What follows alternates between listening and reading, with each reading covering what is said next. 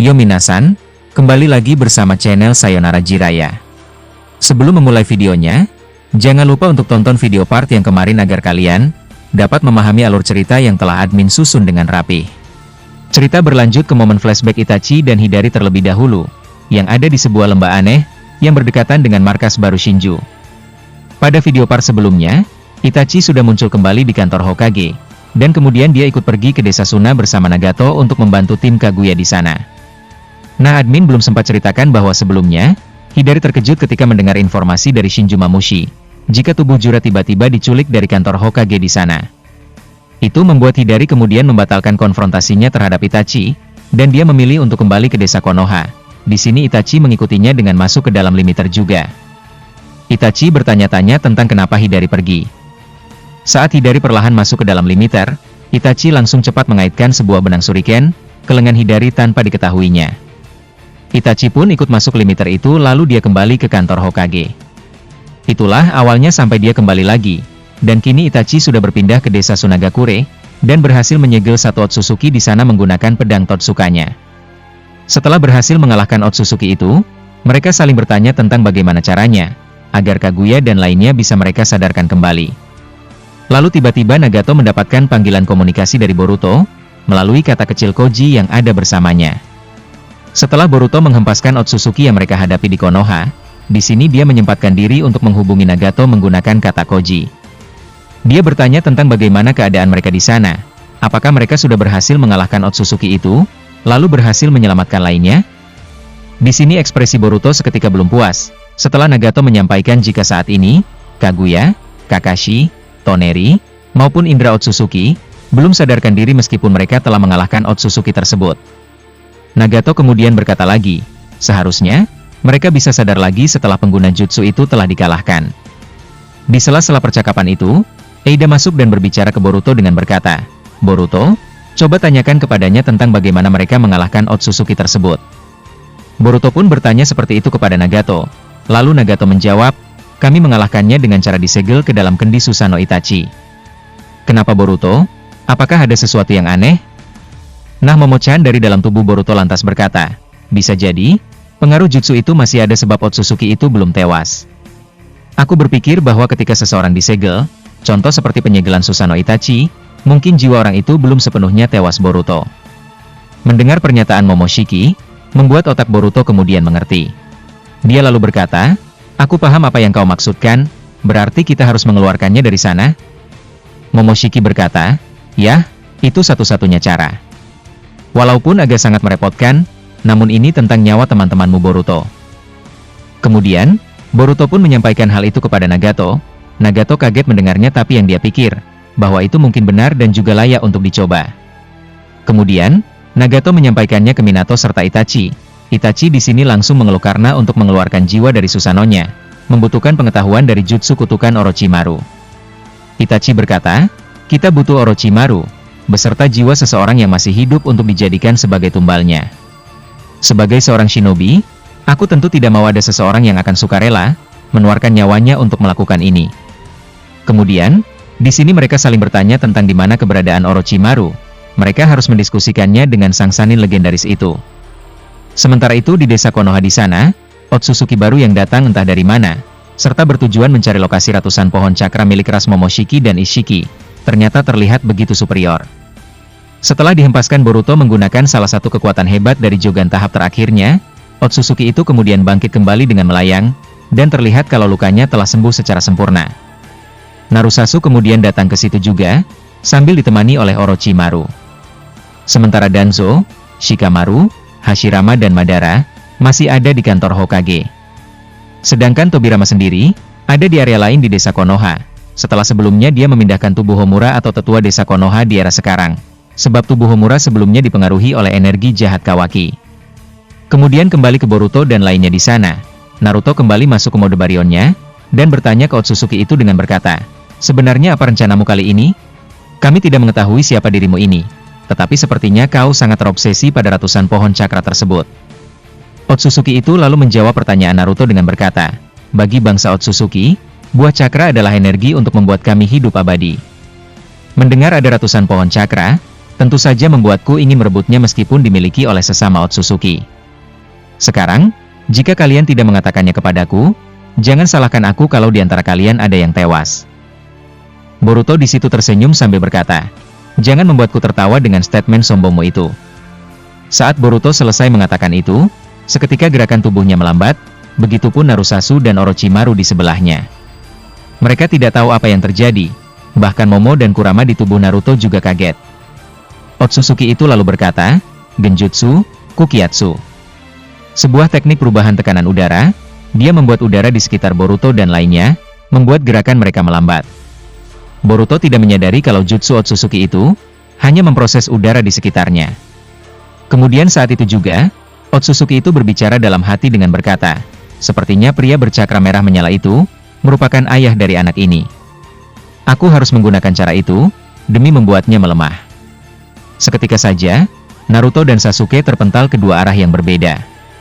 Boruto terkejut dan saat mengaktifkan Hiraishin untuk berpindah ke tubuh kedua orang itu, Hiraishin-nya tidak bekerja sama sekali. Boruto pun panik dan bertanya tentang apa yang terjadi. Kemudian Otsutsuki itu mencekik Orochimaru lalu melemparkannya ke dalam dimensi lain, melalui portal dimensi yang dibukanya. Kemudian, dia terbang menghampiri Naruto sambil memindahkan jutsu tekanan udaranya tersebut ke dekat Naruto di situ agar tubuh sang Hokage tetap bergerak secara lambat. Saat mendekatinya, Otsutsuki tersebut menempelkan kertas misterius di dahi Naruto. Mode Baryon Naruto terhenti, setelah Otsutsuki itu menempelkan kertas misterius miliknya sendiri. Sambil menempelkan itu dia berkata, ternyata kau memilikinya juga, meskipun buah itu telah dipecahkan menjadi beberapa hewan raksasa. Aku membutuhkan semuanya, sehingga maaf bila aku harus mengeluarkannya darimu. Kertas yang ditempelkannya tadi kemudian bereaksi, yang membuat 7 biju di tubuh Naruto langsung keluar dari dalam tubuhnya. Mereka semua yakni biju ekor 2 mata tabi, biju ekor 3 bernama Isobu, ekor 4 bernama Sangoku, ekor 5 bernama Kokuo, ekor 6 bernama Saiken, ekor 7 bernama Chomei, dan ekor 8 bernama Gyuki. Mereka berserakan jatuh di bawah, Naruto kemudian dalam keadaan melemah, dan juga jatuh ke bawah sana di dekat 7 biju tersebut. Nah seperti yang kalian ketahui, di tubuh Naruto memang hanya ada 7 biju, sebab Kyuubi atau Kurama sebelumnya keluar dan masuk ke tubuh Himawari serta Boruto. Sementara Shukaku atau biju ekor 1, dia tidak pernah masuk ke dalam tubuh Naruto seperti biju lainnya. Boruto di situ, langsung panik ketika 7 biju itu dikeluarkan dari tubuh ayahnya. Boruto pun bertanya-tanya apakah ayahnya akan mati setelah mereka dikeluarkan? Kemudian dalam keadaan lemah Naruto berkata, Otsutsuki sialan. Dia bisa dengan mudah mengetahui bila ada biju di dalam tubuhku. Sebenarnya siapa orang ini? Kekuatannya benar-benar berbeda dari Otsutsuki lainnya. Dia bisa melakukan apapun secara cepat tanpa kami duga sedikit pun. Aku benar-benar merasa kehilangan banyak tenaga. Apakah aku akan mati setelah biju dikeluarkan lagi? Entahlah, Boruto, aku berharap kau dapat menyelamatkan ayah. Setelah Naruto berbicara seperti itu, kesadaran Naruto mulai perlahan menghilang. Di sini seketika Karin Uzumaki melompat dan menahan kepala Naruto, sambil memberikannya cakra. Otsutsuki itu kemudian berpindah lagi kepada Sasuke. Tanpa banyak cincong, Otsutsuki tersebut mengeluarkan jutsu dengan berkata, Suiton, Suiro no Jutsu. Dia memunculkan gelembung air yang merupakan teknik penjara berupa kurungan, Sasuke dia jebak ke dalam gelembung itu. Hal itu membuatnya sulit bernafas, disebabkan gelembung itu menyerap udara yang ada di dalamnya. Nah baik Naruto maupun Sasuke, kini diambang kematian setelah Otsutsuki baru itu benar-benar memperlihatkan kemampuannya. Boruto di situ lalu memunculkan 2 Kage Bunshin. Satu mencoba menolong Sasuke yang perlahan kehabisan nafas, satunya lagi mendekati ayahnya di bawah sana. Sementara tubuh aslinya lalu mendekati Otsutsuki tersebut, yang kemudian Otsutsuki itu mengaktifkan pelindung cakra di tubuhnya, untuk melindunginya dari efek energi kegelapan dari mata Jogan tahap terakhir milik Boruto. Boruto pun meluncurkan energi cahaya kegelapan itu melalui ujung pedangnya, tetapi itu ditahan oleh pelindung Otsutsuki tadi. Serangan Boruto kemudian dia alihkan ke atas sana, dan kemudian serangan tersebut meledak secara hebat di atmosfer planet bumi. Ledakan tersebut terlihat cukup jelas di udara, dan di sini Kurama di dalam tubuh Boruto bertanya dengan berkata, apakah dia lebih hebat daripada Dewa Otsutsuki Shibai? Momo menanggapi pertanyaannya dengan berkata, sejauh ini, kekuatannya perlahan mendekati Dewa Otsutsuki. Kita belum pernah melihat Dewa Otsutsuki menggunakan kekuatan-kekuatan ini, sehingga kita saat ini sedang syok melihatnya melakukan ini kepada kita. Namun Boruto masih memiliki kekuatan lain dari Jogan tahap terakhirnya, dan aku pikir bahwa dia harus menggunakannya, meskipun mempunyai risiko besar terhadap area sekitarnya. Boruto langsung berkata, mustahil jika aku menggunakannya di sini, aku malah akan memusnahkan desa Konoha secara cepat. Momo memarahinya dengan berkata, dasar anak bodoh, jika kau tidak menggunakannya sekarang, maka kau akan melihat beberapa orang yang kau sayangi akan mati. Nah kemudian, bayangan Boruto di sana berusaha menstabilkan energi kehidupan ayahnya, agar Naruto tetap bersama mereka dan selalu sadar. Tapi, cakra Naruto terus melemah setelah efek dikeluarkannya ke-7 biju tadi. Karin terus membantu untuk memberikan cakranya ke Naruto, sebab dia adalah satu-satunya darah keturunan Uzumaki, yang dapat menekan dan mengontrol cakra Naruto agar terus stabil. Sementara bayangan Boruto yang satunya, mengalirkan cakra Uzuhiko-nya ke dalam gelembung yang mengurung tubuh Sasuke. Dia berusaha untuk lebih baik tidak membuat Sasuke sadar. Nah jadi, justru kebalikan yang dilakukan Boruto kepada Sasuke, bahwa dia ingin Sasuke tertidur alias tak sadarkan diri.